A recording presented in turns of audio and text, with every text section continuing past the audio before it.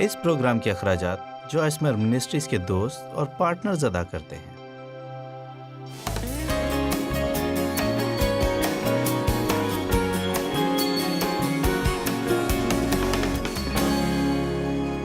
میں نے کتاب لکھی ہے جس کا عنوان ہے دلیری سے جینا۔ بے شک اس میں مختلف موضوعات پر بات کی گئی ہے، لیکن میں نے اس میں سے کچھ مخصوص قسم خوف پر قلم اٹھایا ہے۔ ان میں سے ایک ہے اختیار کھونے کا خوف۔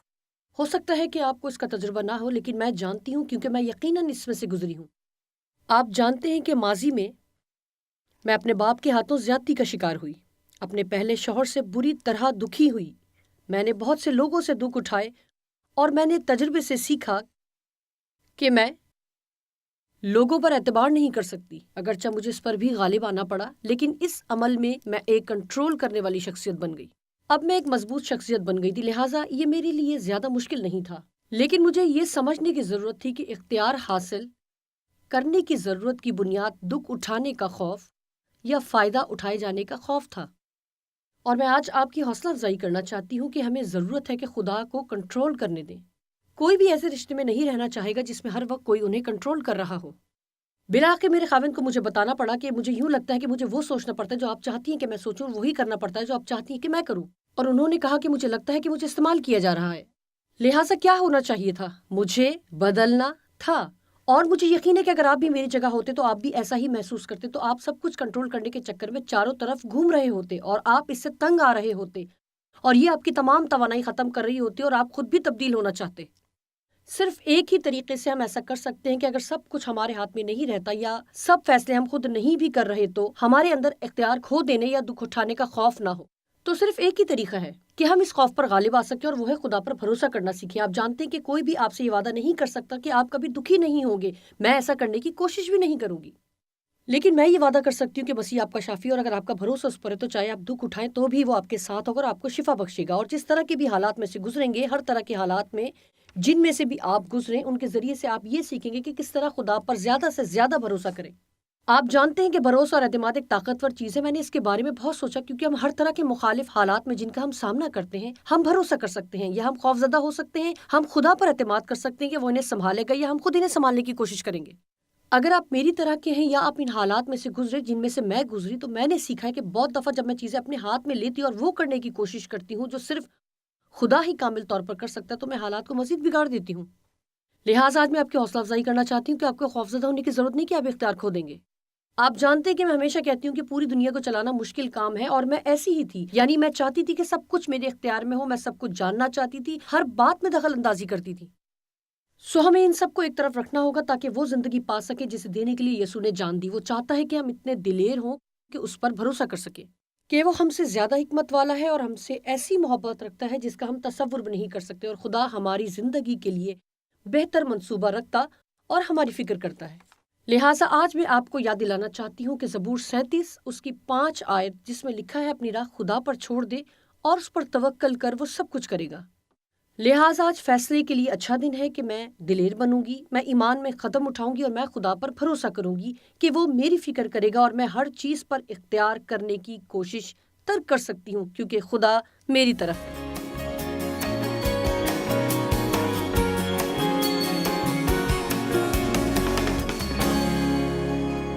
باپ، آج رات کلام کے لیے تیرا شکر ہو، ہم اسے تجھ سے حاصل کر کے خوش ہم تیرے کلام سے پیار کرتے ہیں، پیار پیار پیار اور پیار کرتے ہیں، ہم اس کی تعریف کرتے ہیں اور تیرا شکر کرتے ہیں اس قوت کے لیے جو اس میں ہے، یسوع کے نام میں، آمین۔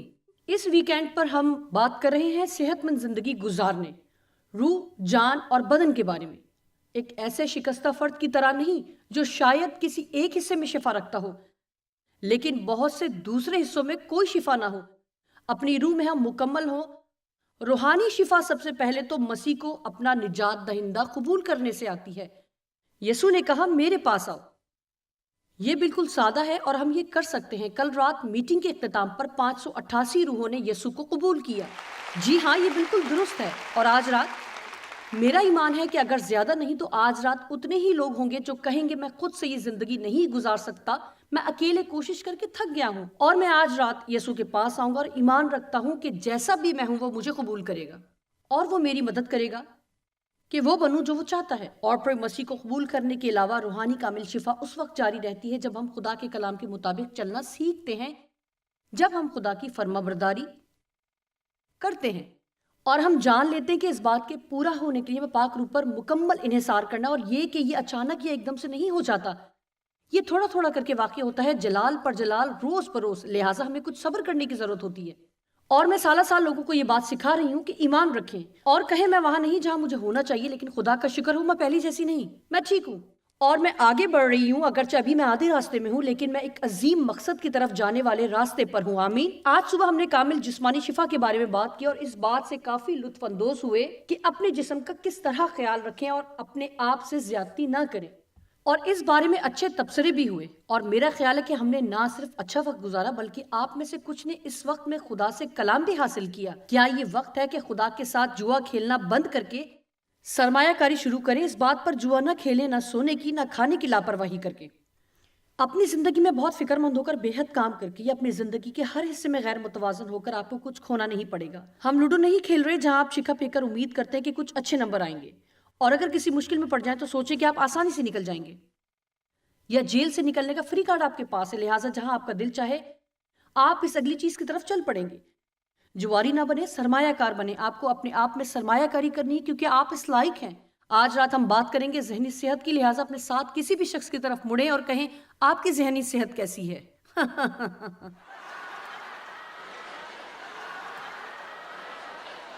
اب آپ جان گئے کہ یہ جتنا مزے کا خیز لگتا ہے اتنا ہے نہیں۔ کیا آپ اس سے اتفاق کریں گے کہ آپ کا ذہن آپ کو کسی بھی اور چیز سے زیادہ مشکل میں ڈالتا ہے؟ آپ جانتے ہیں کیوں؟ کیونکہ آپ کا ذہن میدان جنگ ہے جہاں شیطان آتا اور ہم پر حملہ کرتا ہے۔ لہٰذا جو کتاب میں نے لکھی، ذہن میدان جنگ، اس میں بتایا ہے کہ اگر آپ اپنے ذہن میں جنگ جیت سکتے ہیں تو آپ اپنی زندگی میں بھی جنگ جیت سکتے ہیں۔ ہم اپنے ذہن کی پیروی کرتے ہیں، لہٰذا ایک فرما بردار زندگی ایک فرما بردار ذہن کی مرہون منت ہے، اور ایک نافرمان ذہن ایک نافرمان زندگی کی طرف لے کر جائے گا۔ بس گزشتہ رات اگر آپ نے یہ فیصلہ کیا ہے یا کسی بھی وقت اپنی زندگی میں کہ میں محض ایک مسیحی نہیں بلکہ ایک تابع دار مسیحی بننا چاہتی ہوں، میں خدا کی ایسی بیٹی بننا چاہتی ہوں جو درست کام کرے اور خدا کو جلال دے، میں ایک اوسط درجے کی سمجھوتا کرنے والی نہیں بنوں گی اور جو دل میں آئے وہ کرتی نہیں رہوں گی اس امید پر کہ آسمان کے پچھلے دروازے سے اس میں داخل ہو جاؤں گی، بلکہ میں خدا سے اپنے پورے دل سے محبت کرنا چاہتی ہوں اور درست طور سے کرنا چاہتی ہوں۔ مجھے یقین ہے کہ آپ میں سے زیادہ تر لوگوں نے یہ فیصلہ کیا ہوگا، لیکن اکثر اوقات لوگ فیصلہ کرتے ہیں مگر ان کے لیے ایسا نہیں ہوتا، کیونکہ اگرچہ انہوں نے اچھا فیصلہ کیا اور وہ بھی ایک اچھی خواہش رکھتے ہیں، لیکن وہ کبھی اپنا ذہن نہیں بدلتے، وہ ابھی بھی فضول خیالات رکھتے ہیں، ان کی سوچ سے گھن آتی ہے، اور جب بھی ہماری سوچ ایسی ہوتی ہے تو ہماری زندگی بھی ایسی ہی ہوگی۔ لہٰذا آمین، یہ ایسا ہی ہے۔ اب ابلیس ہر لمحہ ہمارے خیالات پر حملہ آور ہوتا ہے، اور آپ مانیں یا نہ مانیں کہ شروع میں جب آپ پاک روح کے ساتھ ایک دل ہوتے ہیں کہ درست سوچیں گے تو آپ کو اس طرح محسوس ہوگا کہ آپ صبح سے رات تک حالت جنگ میں ہیں، اور آپ سارا دن دشمن سے جنگ کر کے اس قدر تھک جائیں گے کہ آپ کو یہ بھی سمجھ نہیں آئے گی کہ کرنا کیا ہے۔ لیکن میں آپ کو بتا سکتی ہوں کہ اگر آپ میدان نہیں چھوڑیں گے تو یہ بہتر سے بہتر اور بہتر اور بہتر ہوتا جائے گا۔ اور آپ جانتے ہیں کہ اگرچہ میرے ذہن پر ابھی بھی حملے ہوتے ہیں، ابھی بھی ایسی چیزیں ہیں جو دشمن میرے ذہن میں ڈالتا رہتا ہے، لیکن اتنے سالوں کی مشق کے بعد میرا مطلب ہے کہ میں انہیں بہت جلدی پہچان لیتی ہوں، اور یہ بالکل بھی مشکل نہیں کہ آپ کہیں نہیں میں تیری باتوں میں نہیں آ رہی، میں نے پہلے ایسا کیا اور میں جانتی ہوں کہ اس سے کیا پیدا ہوتا ہے، اور میں ایسا نہیں سوچوں گی، لہٰذا میرے پاس آپ کے لیے ہے ڈیو کی ایک کہانی۔ آمین۔ اب بہت سی ایسی سوچیں ہیں جو ہمارے ذہن میں ہو سکتی ہیں جو بہت سی لڑائیاں پیدا کر سکتی ہیں۔ آپ میں سے کتنے جانتے ہیں کہ لڑائی جھگڑا کیا ہے؟ یہ آپ کے گھر میں غصے کی ایک چھپی لہر کی طرح ہے، یا تنقید، تکرار یا دلیل بازی ہو سکتی ہے، یا لڑائی جھگڑا چیخنا چلانا بھی ہو سکتا ہے۔ بہت سی صورتیں ہو سکتی ہیں، لیکن یہ غصے کی چھپی لہر کی مانند ہوتا ہے۔ بظاہر آپ یوں نظر آتے ہیں، خدا کی تعریف ہو، لیکن اندر سے آپ غصے میں پاگل ہو رہے ہوتے ہیں کیونکہ کوئی چیز آپ کو پسند نہیں جو واقع ہوئی، یا کسی معاملے میں آپ کی مرضی پوری نہیں ہوئی، یا کوئی بھی وجہ ہو سکتی ہے۔ لہٰذا آپ کو سیکھنا ہے کہ کس طرح اپنے ذہن کو لڑائی سے بھرے خیالات کے لیے بند کرنا ہے۔ जैसे ही आपके जहन में सर उठाएं, आपको कहना है इससे कुछ नहीं होगा, मैं ऐसा पहले भी कर चुकी हूं, इसलिए अब मैं अपना जहन बदलूंगी और खुदा के साथ मुत्तफिक होकर उसे इन हालात को संभालने दूंगी। आइए 2 तीमुथियुस उसके 2 बाब और 23 आयत को पढ़ें। मजे की बात है, मैं इस कहानी पर इख्तिताम करना चाहती थी, लेकिन खुदा ने इससे शुरू करवाया है। 2 तीमुथियुस 2 बाब उसकी 23वीं आयत, लेकिन बेवकूफ़ी, और मुझे एम्प्लीफाइड बाइबल का तर्जुमा पसंद है, लेकिन बेवकूफ़ी, कम इल्मी की, बेफायदा और गैर अहम बातें, जी हाँ, और नादानी की हुज्जतों से किनारा कर अपना जहन बंद कर, इससे कोई वास्ता ना रख। जी हाँ, अपना जहन इनके लिए बंद कर, इनसे कोई वास्ता ना रख क्योंकि तू जानता कि इनसे झगड़े पैदा होते हैं, यानी फसाद होते हैं।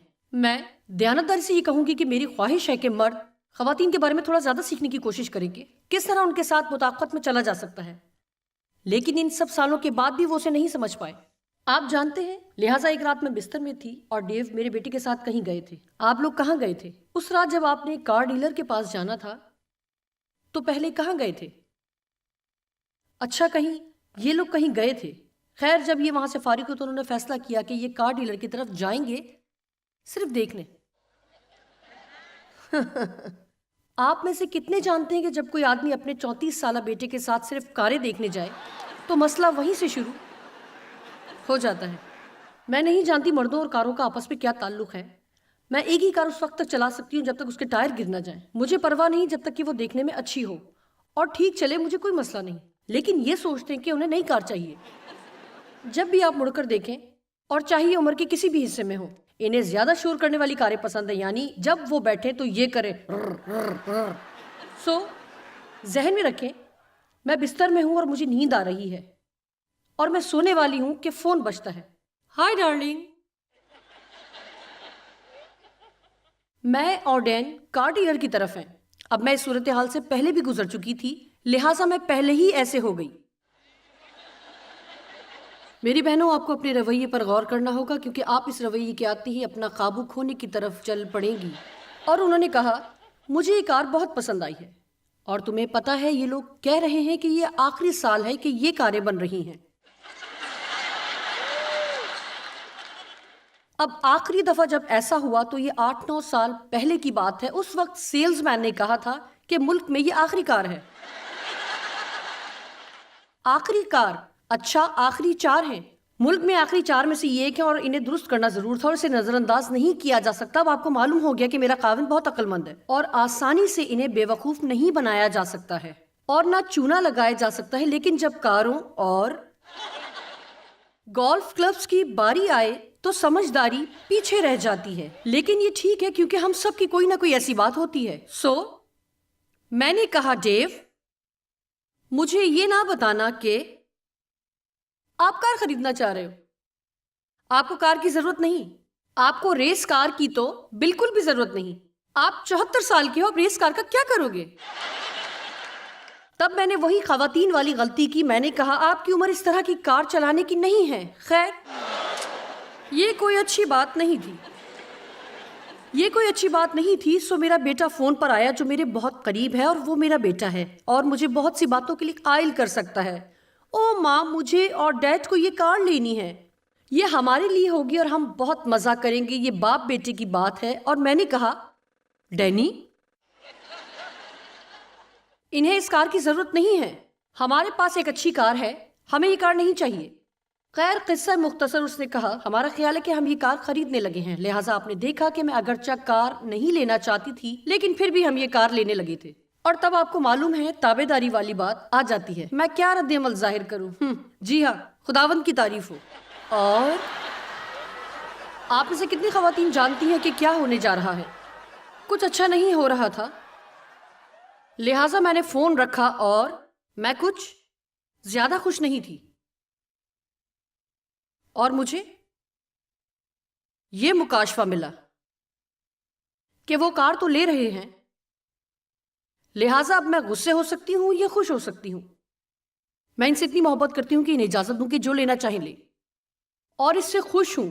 और वो खुश हैं क्योंकि डेव मुझे बहुत आजादी देते हैं और मैं जो करना चाहती हूं मुझे करने देते हैं। और لہٰذا میں نے انہیں فون کیا اور کہا ٹھیک ہے، آپ کو معلوم ہے کہ ایسا نہیں کہ میں نہیں چاہتی کہ آپ کار لیں، حالانکہ حقیقت میں میں نہیں چاہتی تھی کہ وہ کار لیں، لیکن میں نے کہا ایسا نہیں کہ میں نہیں چاہتی کہ آپ کار لیں، لیکن میں چاہتی ہوں کہ آپ خوش ہوں، لہٰذا ٹھیک ہے کار لے لیں۔ او بہت شکریہ ڈارلنگ۔ انہوں نے فون بند کیا اور میں سوچنے لگی ہمارے پاس تو گیراج میں پارکنگ کی جگہ بھی نہیں ہے، تو یہ اپنی کار کہاں کھڑی کریں گے؟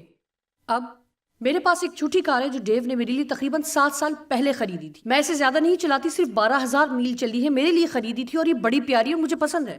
اور آپ جانتے ہیں میں نے انہیں کئی دفعہ کہا تھا دیکھیں میں اسے کم ہی ڈرائیو کرتی ہوں تو شاید ہم اسے بیچ سکتے ہیں۔ نہیں، تم یہ کار کسی کو نہیں دے سکتی، یہ میں نے تمہیں خرید کر دی ہے اور تمہیں یہ کار اپنے پاس رکھنی چاہیے۔ میں چاہتا ہوں کہ یہ کار تمہارے پاس رہے، لہٰذا میں نے کہا آپ یہ کار کہاں پارک کرو گے؟ اور انہوں نے کہا اچھا میں سوچ رہا تھا کہ تمہاری کار نکال دی جائے۔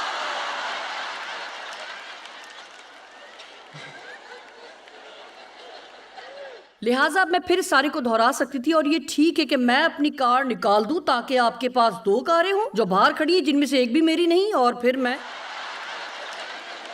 دیکھا بہنوں آپ کو ایسا کرنا پڑتا ہے۔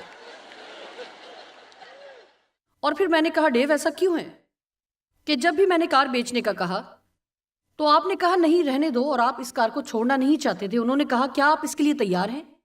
یہ ایک ہلکا دھچکا تھا۔ انہوں نے کہا وائز میں وہ کہتا ہے ہر چیز کا ایک وقت ہے۔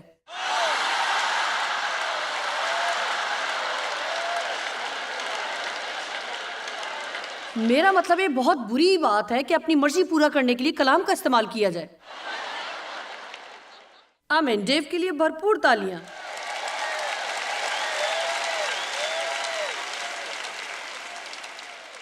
یہ آٹومیٹک کار نہیں تھی اور ہائی ہارس پاور تھی اور یہ مجھے گھمانے لے کر گئے اور انہوں نے کافی عرصے سے مینول گاڑی نہیں چلائی تھی، لہٰذا یہ اسے اچھی طرح نہیں چلا پا رہے تھے اور میں نے سوچا کہ مجھے اپنی گردن کو سیٹ کروانے کے لیے مہروں کے ڈاکٹر کے پاس جانا پڑے گا کیونکہ میں یوں ہو رہی تھی۔ میں نے کہا اگر آپ سمجھتے ہیں کہ میں اس کار میں جاؤں گی تو آپ کی بھول ہے، میں اس کار میں دوبارہ کبھی نہیں بیٹھوں گی۔ اور پھر یہ جا کر زیادہ شور والے پائپ لے آئے۔ اب یہ شخص 74 سال کا ہے اور جب میرا بیٹا اس کار میں بیٹھتا ہے تو یہ گرجتی ہے اور وہ کہتا ہے یہ یوں کرتی ہے گر گر گر گر۔ ڈیو کا کہنا ہے کہ میں انتظار میں ہوں، تم گھر آؤ تمہیں گھمانے لے جاؤں، مہربانی سے آپ سب میرے لیے دعا کریں۔ میری پارکنگ کی جگہ چھن گئی، میری کار جاتی رہی۔ میں ایک اچھی تابعدار بیوی بننے کی کوشش کر رہی ہوں، لیکن بات یہ ہے جو میں آج آپ کو بتانے کی کوشش کر رہی ہوں تاکہ یہ کہانی آج رات کے پیغام کا حصہ بن سکے۔ آج سے کئی سال پہلے میں اس طرح کے حالات میں کئی ہفتے تک غصے میں پاگل رہتی اور اگر بات کرنا شروع بھی کر دیتی تو بھی میرے دل میں کھڑکن ہوتی، ہر طرح کی کڑواہٹ سے بھرے خیالات سوچتی، شاید کئی مہینوں تک۔ خیر یہ آپ کے لیے اچھا ہے، آپ کو وہ مل گیا جو آپ کو چاہیے تھا۔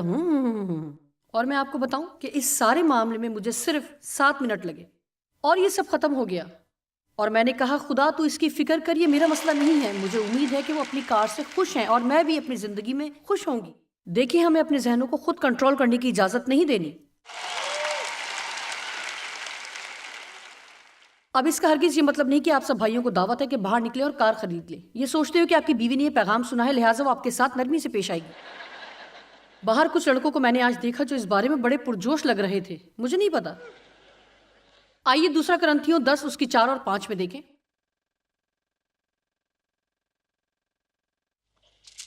میں عملی مثالیں دینا پسند کرتی ہوں جو خدا کے کلام کو واقعی اس درجے پر لے آتی ہیں جہاں ہم اسے اپنے گھروں میں روزمرہ زندگی میں استعمال کر سکتے ہیں۔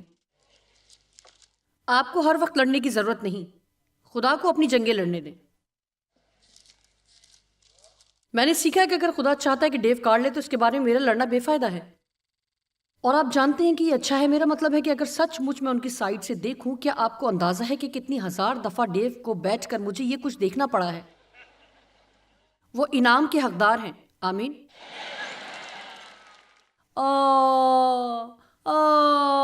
میں کتنی اچھی ہوں نا۔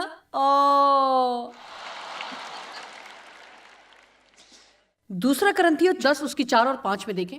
اس لیے کہ ہمارے لڑائی کے ہتھیار جسمانی نہیں یعنی خون اور گوشت کے ہتھیار نہیں بلکہ خدا کے نزدیک قلعوں کو ڈھا دینے کے قابل ہیں۔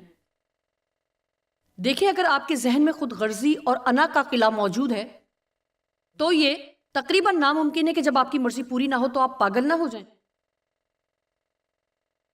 چنانچہ ہم تصورات، دلیلیں، نظریات اور ہر ایک اونچی چیز کو جو خدا کی سچی پہچان کے برخلاف سر اٹھائے ہوئے ہیں ڈھا دیتے ہیں۔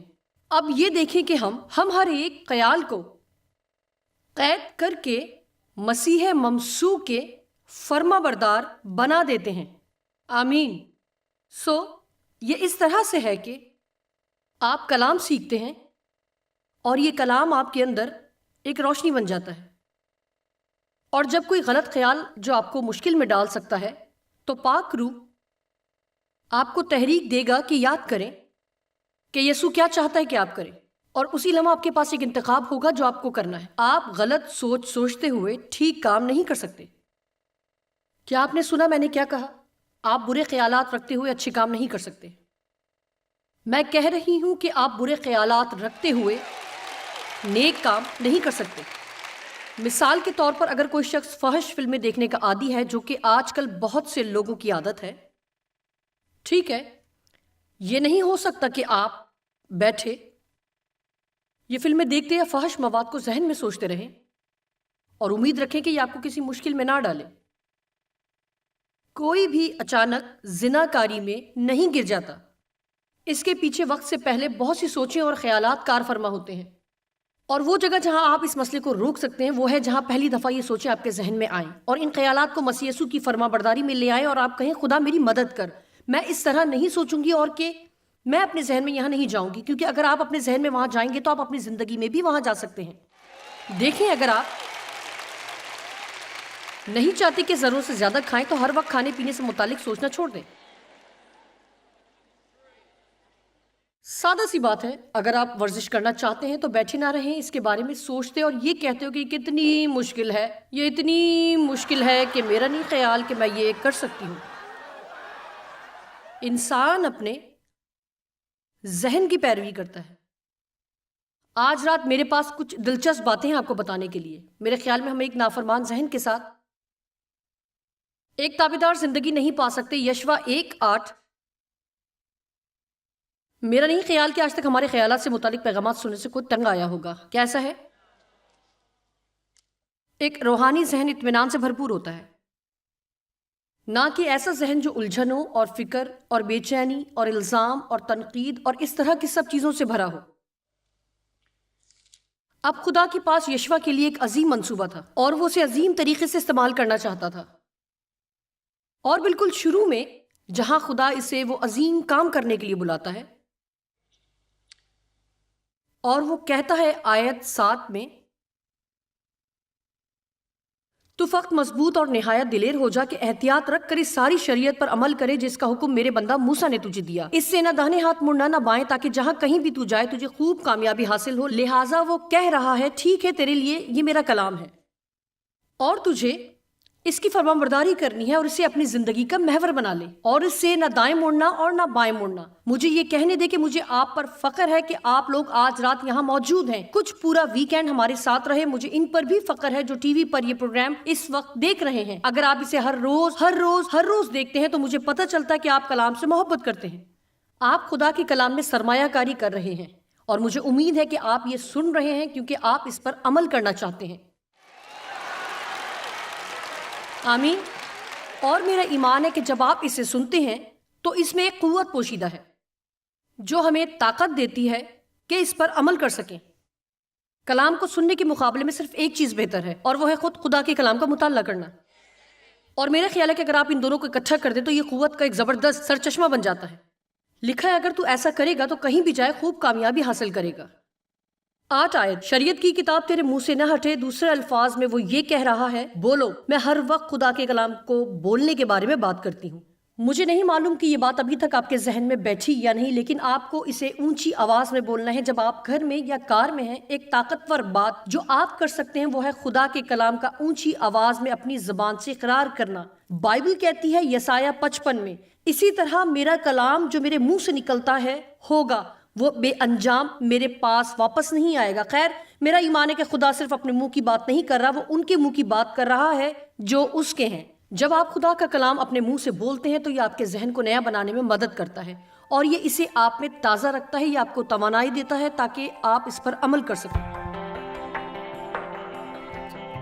میرے خیال میں یہ کہنا بہتر ہے کہ ہم میں سے ہر ایک ہی صحت مند ذہن رکھنا پسند کرتا ہے۔ آپ جانتے ہیں اور میرا ایمان ہے کہ ذہنی طور پر صحت مند ہونا وہ درست فیصلے لینے میں ہماری مدد کرتا ہے، جن کی ہمیں ضرورت ہوتی ہے، جس کے بارے میں کہتی ہوں کہ جو کچھ خدا چاہتا ہے کہ ہم کریں اس کے لیے ہمارا ذہن تیار کر دیتے ہیں، تبھی ہم اس کے فضل کے ذریعے سب کرنے کے لیے تیار ہو جاتے ہیں۔ میرے خیال کے مطابق ہمیں خدا کے کلام کے مطابق چلنا سیکھنے کی ضرورت ہے۔